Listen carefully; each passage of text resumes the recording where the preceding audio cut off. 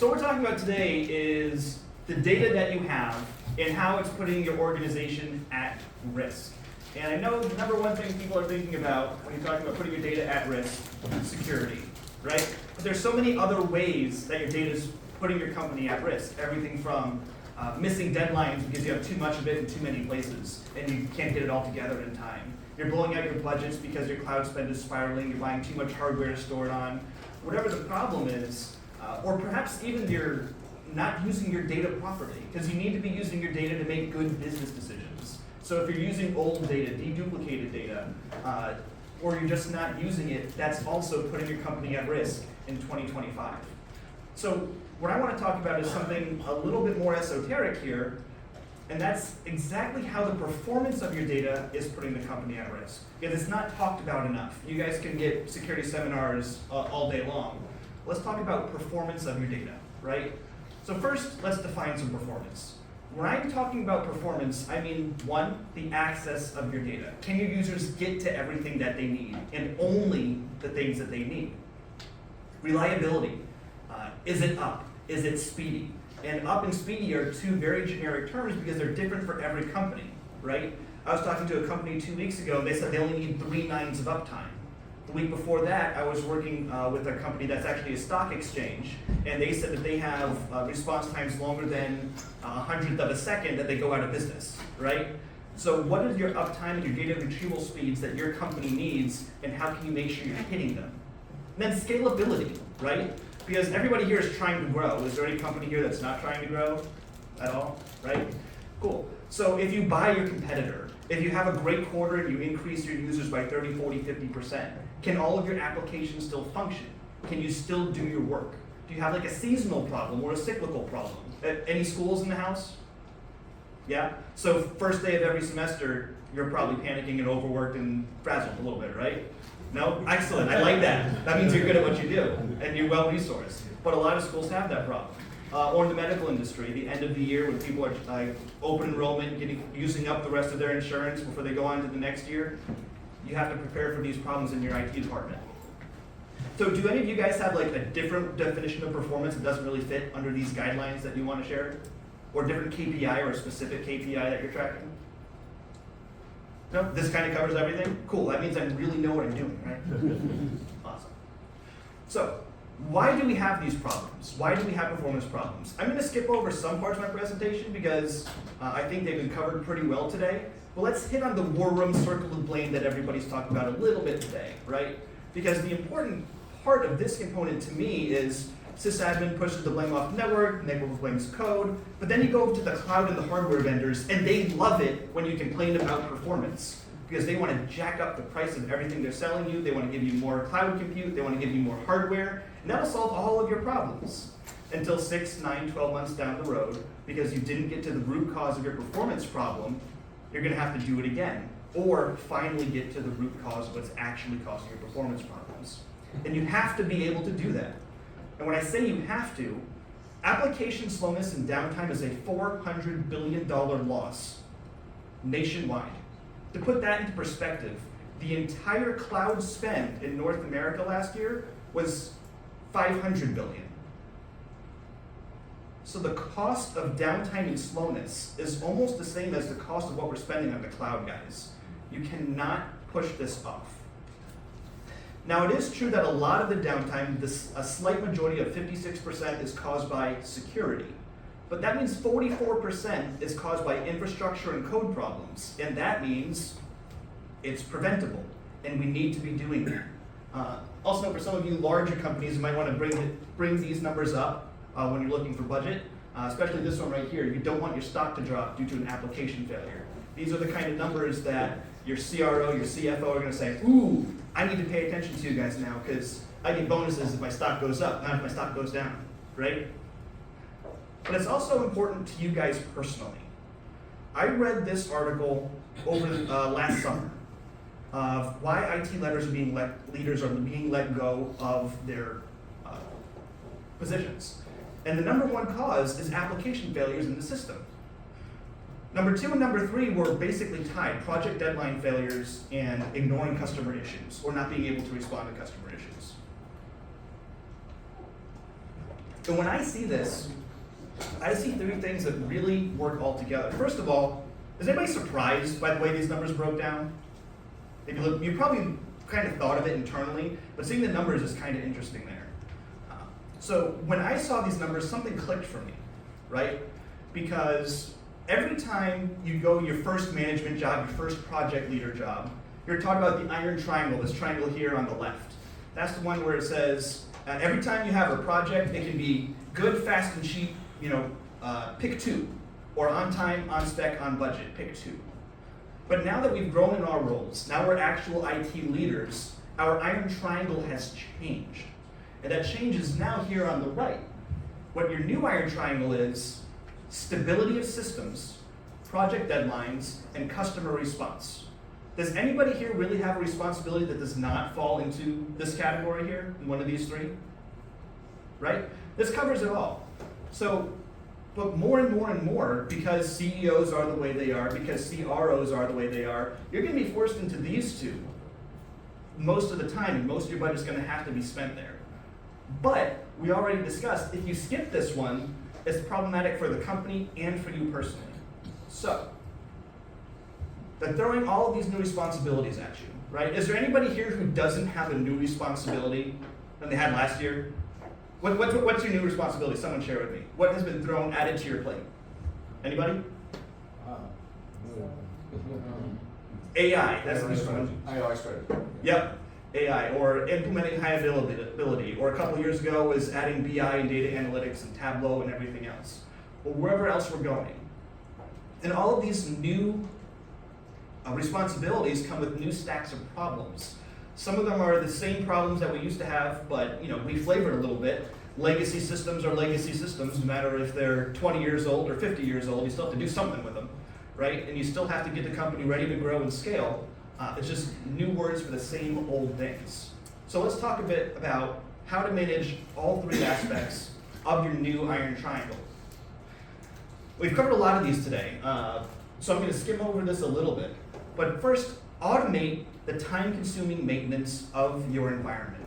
And this is where I'm going to stop. And I give this talk at different events for CIOs and IT leaders around the country. And I get different responses every time. I'm really hoping to have a unique experience here. So I'm going to ask, easy one, who here is using any kind of network monitoring tool? Excellent, awesome. That's the easy one. And everybody here has security monitoring tools, right? Yes. Cool. So that takes care of like some of the basics. But your application stack is deeper than that. It's more involved. Now, this is the one where I'm hoping to be surprised. How many of you are specifically using a tool to specifically monitor all the way down to the database environment? 2, 3, awesome. Now, don't raise your hands, but if you didn't raise your hand there and you do have a database environment, just think about that for a second. It's a critical aspect of your infrastructure, but you're not monitoring it. And so if you really want to get ahead of the game, what you need to do is automate the maintenance all the way down to the database layer, proactively and preventatively monitor it, and you need something that validates that all your automation works, right? When you do this, you can prevent up to 60% of all the causes of downtime that could be causing stress for you, your company, stock drops, and all the other problems that we just discussed. So, automate and monitor your environment proactively and preventatively to prevent these problems. And then step 4 is have the right team to be able to diagnose the root cause of all the problems and respond expertly in real time as needed. And there's always a bunch of ways to do that. Upskill your team, train them, hire more full-time employees, or bring in a consulting firm, an MSP. That way you can augment your team beyond what their internal capabilities are. Here's one thing I'd like everybody to do right now is take out your phones. I know speakers aren't supposed to say that. But I want everybody to take a picture of this slide and send it to your team and say, whoever is in charge of the database, even if it's not necessarily your department, it's a good idea to ask them, say, hey, this got brought up and it's kind of important. For those of you who aren't DBAs, the database corruption check, Kevin Klein actually touched on this a little bit about 45 minutes ago, is one of the critical components to managing your data. And the reason for that is very simple. How many of you have an expensive backup system? Great. How many of you know that the data in your backup system is not corrupted?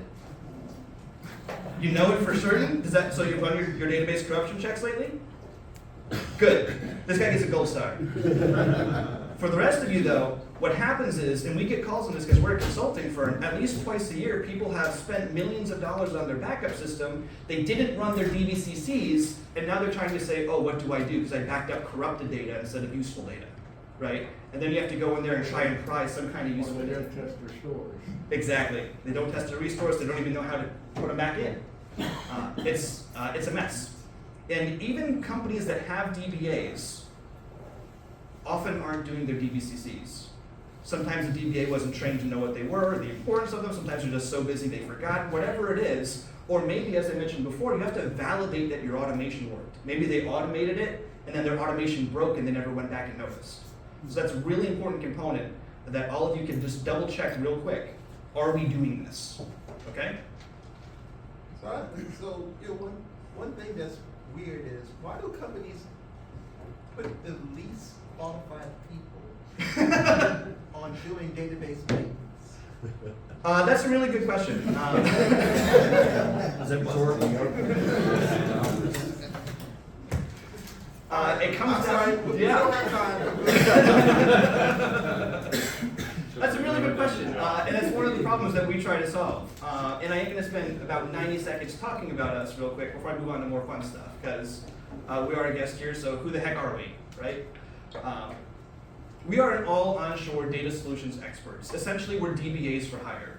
So one of the problems that we solve is the automation of database maintenance. We have our own tool that we use as a SaaS product, or it's a component of our services, that allows you to automate basic things from heartbeats and health checks and the DVCCs that we just mentioned, to even proactively and real-time monitoring of VLFs and page tears and critical components of your database that no one else is really monitoring right now. We do this side by side with Solarwinds DPA. In a moment, I'll talk to you about how, but this does not conflict with those. As a matter of fact, we built our software to interact with them and integrate very fully with them because their alerts are just top-notch.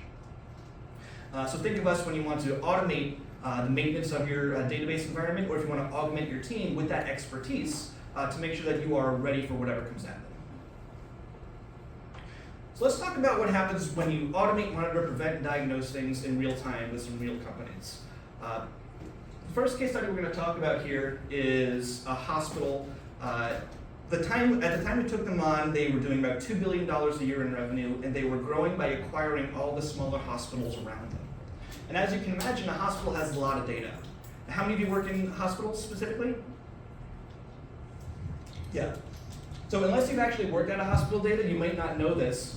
Absolutely everything in a hospital right now is a SaaS product. And that SaaS product probably runs on a SQL server in a closet somewhere on-prem, okay? Even your infusion pumps. I learned this a couple of weeks ago when talking to one of our, this client actually, was the infusion pumps to just simply put the blood into your veins when you're lying in the hospital bed are still running off SQL Server in the data center somewhere. So everything you're doing in a hospital runs on a database. And so this hospital specifically had a problem with 100 mission critical servers. They couldn't get their uptime, they couldn't be reliable. This was affecting patient care, and it was affecting their ability to acquire the new companies. They couldn't onboard them because they couldn't onboard the data. So they had 3 employees dedicated to what we now call performance and reliability of the database environment, and they were failing to do so. So what we did first was we came in with Solarwinds DPA. The reason why we use Solarwinds DPA is it's amazing at finding the root cause of the problems in the entire application stack as it affects the database environment. It's called the Database Performance Analyzer. It does so much more than that. And so we were able to very quickly and clearly find the root cause of all the problems. When it's the database, it gets fixed. When it's a hardware, whether it's I/O, you can easily quantify what's happening.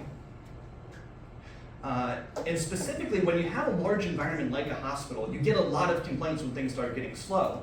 So you need to be able to say, okay, this person called and complained at 2 o'clock. What was running at 2 o'clock? I can drill down to the second and find out which queries were running at 2 o'clock so I can make sure I hit the hardest hitting ones and not get distracted by the ones that aren't being used at the problematic times. And so once you've taken a look at, let's see, there were 3 queries running at 2 o'clock. One of them took 5 seconds, but it only ran 1 time. This one took 4 seconds, but it ran 1,000 times. Gee, which one do I want to pick? I want to fix the one that's being run 1,000 times, not the one that's actually running longer, because that's the one that's going to improve performance for most people at the company. DPA gives you the information to be able to do that and to quantify when it's not a database issue so that you can appropriately identify to the right department what they need.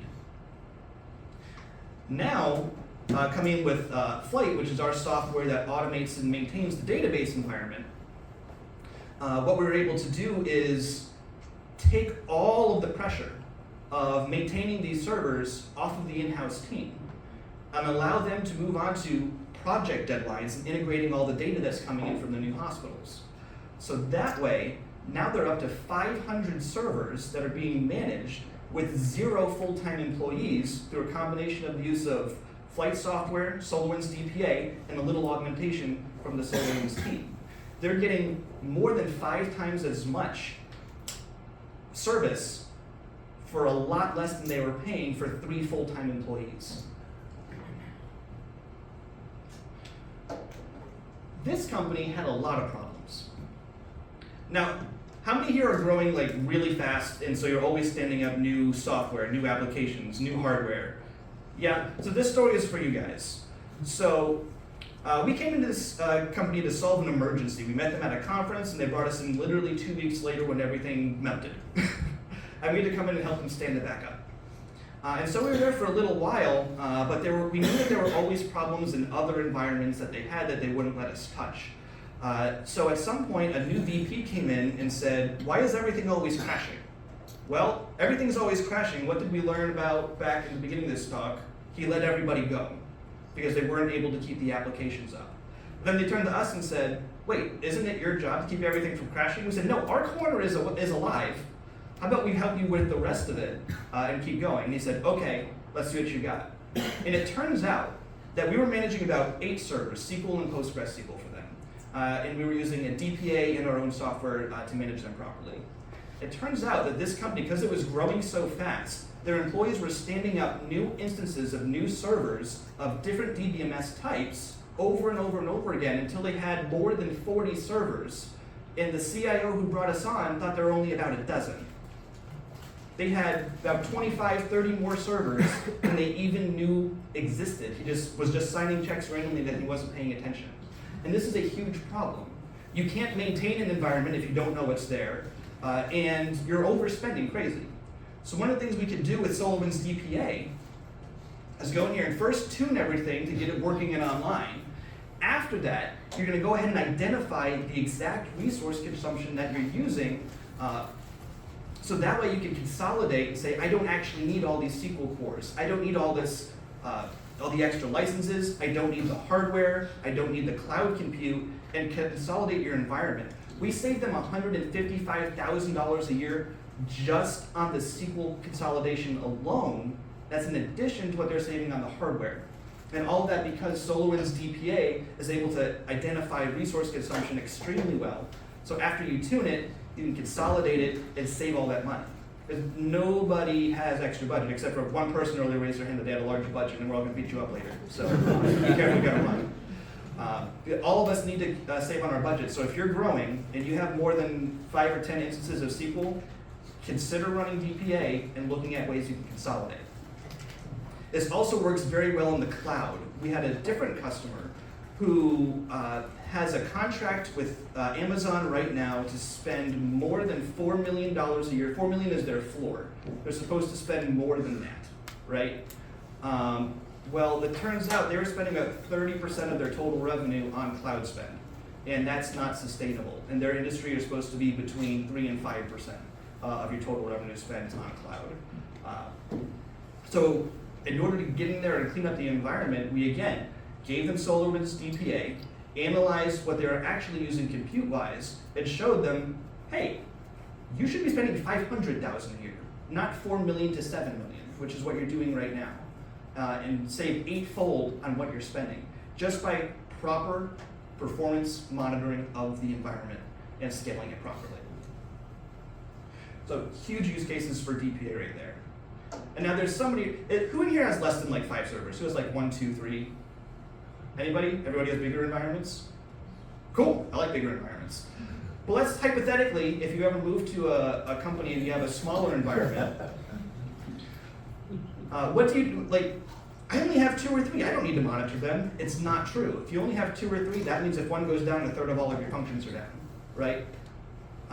So this customer brought us in because they're a small growing company, but they were having growing troubles. They couldn't keep their applications moving fast enough. They were a SaaS company. And that's a problem for a SaaS company. So their largest customer, responsible for about 20% of their total revenue, said, your product's unusable, we're gonna cut you off if you don't fix it in 2 weeks. And all of their products were built on SQL. They had no in-house DBAs, they had no monitoring tools. So again, we come in, we put Solarwinds DPA on their systems, and what we found was really pretty simple. This is something that you'd think they could figure out on their own, but they weren't able to. And that is, we use DPA's ability to look at the physical resources, and they just simply didn't have enough memory going on. But because they couldn't quantify it, nobody was able to understand the root cause of what was actually happening in those environments. So once it's quantified, it can be resolved. And that's the benefit of using a tool like DPA to monitor your environment. So, automate your maintenance. Monitor it properly. You've heard us all say it all day. It's because it's just that important and it has to be sort of pounded into everybody. Hopefully today I gave you some talking points you can use to review with your CFO, your CRO, whoever's holding the budget, so that you can show them the impact on the company. And I highly recommend that you talk to us a little bit more about flight software, about SolarWinds DPA, and also getting an expert response team. Because it's a lot more affordable than you might think to get extra help from a company like Soaring Eagle, and in particular, to get training on this software. Because you don't want to have shelfware. The tool bloat is a thing, we just had a whole presentation on it. So one thing that we can do is also have a training course specifically on not just performance and tuning of your environment, but performance and tuning using SolarWinds DPA at the same time, so you get the double benefit of getting the tool better and improving the actual tuning abilities of your team. So for those of you who don't know, if you are currently a SolarWinds customer, you get a free license of SolarWinds DPA. So if you have a database environment and you're currently not using it, talk to your SEs at the back today and ask them how to turn it on. Seriously, I'm not joking. You had access to a free license of it. Go ahead and use it. And then if you want to expand it to the rest of your environment, go ahead and do so. But there's literally no reason that all of you can't be using DPA next week, because if you're a current customer, it is free. And then when you need more than one license, it's really affordable after that. And then for our maintenance tool, the pricing is very reasonable as well, and it scales very well for the larger environments. And if you do need some services, as I mentioned, we're a database administration as a service. So whether you need a short-term performance and tuning review of your environment, or if you need full 24/7 augmentation, we can help out your team and provide all of the expertise that they need, including training them on how to use SolarWinds DPA and SQL Sentry. So here's what I'd like everybody to do. Only a couple of you mentioned that you are actually currently using DPA.